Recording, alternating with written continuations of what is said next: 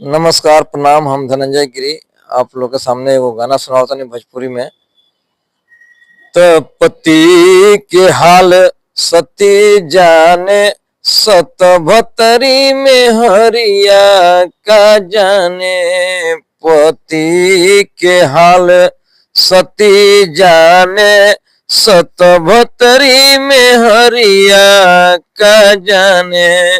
श्री भजन के हाल हनुमत जाने, कौनो गाछ के बनरिया का जाने। श्री भजन के हाल हनुमत जाने, कौनो गाछ के बनरिया का जाने। फुलवा के हाल भौरा जाने, चित्त कबरी बकरिया का जाने।